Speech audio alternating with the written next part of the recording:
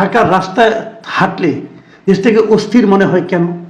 এই অস্থিরতা থেকে সেটাকে সুস্থির পরিস্থিতিতে আনার দায়িত্বটা কার ছিল? ডক্টর ইউনূস সেই দায়িত্বটা পালন করতে পারে নাই। এর মধ্যে 7 মাস পার হয়ে গেছে। 7 মাস উনি কতটুকু কি করতে পেরেছেন? বলতে গেলে কিছুই করতে পারেননি।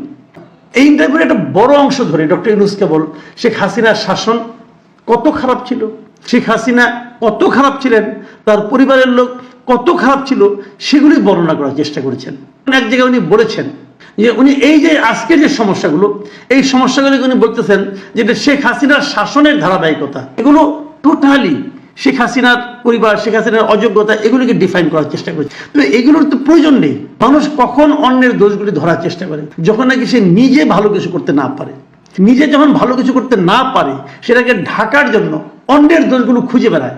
আমরা তো ডক্টর ইউনূসকে এই কাজে বলি নাই ভাই, অন্যের গিবত করে লাভটা কি? আপনি আপনার কাজগুলি করেন, আপনি দেখান। আমি পুরো ইন্টারভিউতে আমি ডক্টর ইউনূসের এই পর্যন্ত একটা জায়গায় দেখতে পেলাম না, একটা বাক্য পেলাম না ওটা পড়লে মনে হবে আপনার যে উনি এই সাফল্যজনক কাজটা করেছেন। এই ইন্টারভিউতে ডক্টর ইউনূস যে কথাটা বলার চেষ্টা করেছেন, এটা হলো দেশটা একদম ভেঙে চুরে শেষ হয়ে গিয়েছিল। এটা গাজার মতো অবস্থা দাঁড়িয়েছিল।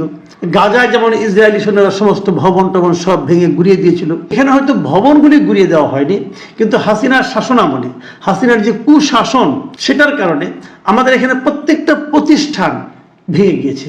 অর্থনৈতিক প্রতিষ্ঠান, আইন শৃঙ্খলা প্রতিষ্ঠান, বিচার বিভাগীয় প্রতিষ্ঠান, সবগুলিকে শেখ হাসিনা ভেঙে দিয়েছে। এই যে ভেঙে টুকরো টুকরো করে দিয়েছে, সেই টুকরোগুলিকে একত্র করে ইউনূস এখন সেগুলিকে একত্রিত করে আবার দাঁড় করানোর, আবার শক্তভাবে দাঁড় করানোর চেষ্টা করছেন।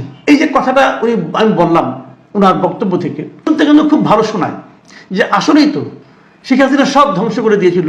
সেই ধ্বংসস্তূপের উপর দাঁড়িয়ে ধ্বংসপ্রাপ্ত টুকরো টুকরোগুলোকে একত্রিত করে উনি আবার সেটাকে একটা সুনির্দিষ্ট এবং ভালো চেহারায় আনতে চাচ্ছেন।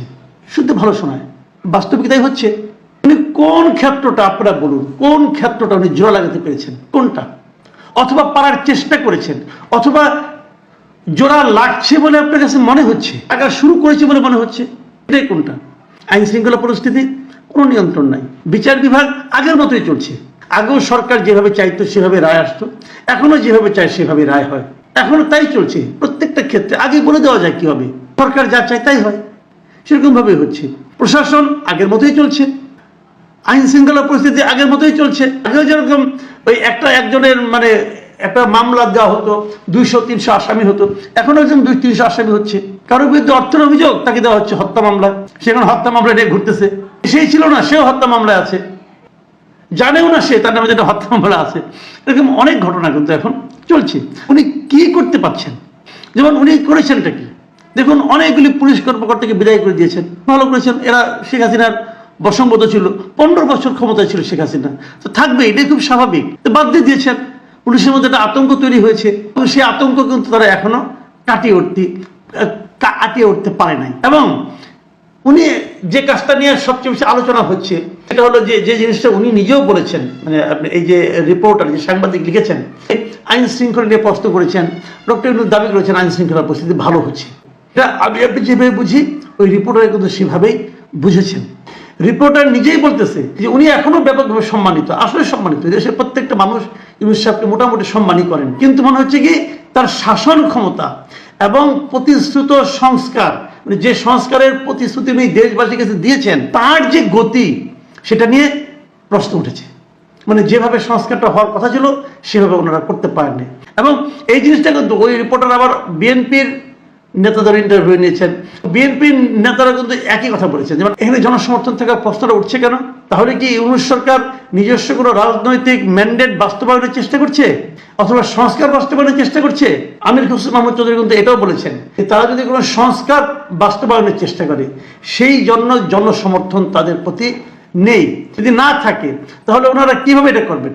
গার্ডিয়ানের রিপোর্টার এখানে ওয়াকারুজ্জামান সাহেবের যে বক্তব্য, সেটাও তুলে এনেছেন। ওয়াকারুজ্জামান সাহেব যে বলেছেন দেশে একটা অরাজক অবস্থার মধ্যে আছে, এবং এটা যদি অব্যাহত থাকে তাহলে দেশের স্বাধীনতা, সার্বভৌমত্ব ক্ষুণ্ণ হবে। এই প্রশ্নটা কিন্তু উনি ডক্টর ইউনূসকে করেছেন, যদিও ডক্টর ইউনূস এটাকে সম্পূর্ণভাবে অস্বীকার করেছেন। এবং প্রশ্ন উঠেছে, রিপোর্টার বলছেন এই কথাটা, যে প্রশ্ন উঠেছে এটা নাকি তার কাছে বলেছে যে সেনাপ্রধানের ওই বক্তব্য থেকে এমনটা মনে হতে পারে যে একটা সামরিক হস্তক্ষেপের ইঙ্গিত এটা হতেও পারে।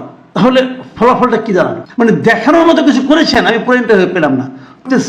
ওরা চেষ্টা করছি, ধ্বংস করে দিয়েছিল, ওটাকে একসঙ্গে জোড়া লাগানোর চেষ্টা করছি, অর্থনীতিকে উন্নতি করার চেষ্টা করছি, চেষ্টা করছেন কি $17 বিলিয়ন নাকি বিদেশ থেকে উদ্ধারের চেষ্টা করছেন। 7 মাসে তার একটা পয়সা আসছে? 7 মাসে কোনো দেশ থেকে একটা পয়সা ফেরত দেওয়ার কথা কোনো প্রতিশ্রুতি পাওয়া গেছে? আমরা ভেবেছিলাম যে ওনার কোথাও অনেক বিদেশে অনেক বিরাট বিরাট লাইন আছে, উনি বললেই বোধহয় সবাই দিয়ে দিবে, কিন্তু সেরকম কেউ তো দিচ্ছে না। 7 মাসেও দেয় নাই, কেউ প্রতিশ্রুতি পর্যন্ত দেয় নাই। তাহলে করবেনটা কি রে ভাই আপনি? জানি না কি হবে, কিন্তু এইভাবেই আলোচনাটা চলছে। আপনি এখনো ওই আগের যে জিনিসটা নাকি হাসিনা করতো, 15-17 বছর পরে এসে বিএনপির বদনাম করতো, আপনি ওই রকম বদনামের মধ্যে আছেন। ইসলামের কাছে গীবত বলা হয় ভাই, এটা দরকার নাই। কি সমস্যা ছিল ওটা আমরা জানি, নতুন কি আপনি করতে পেরেছেন সেটা বলুন।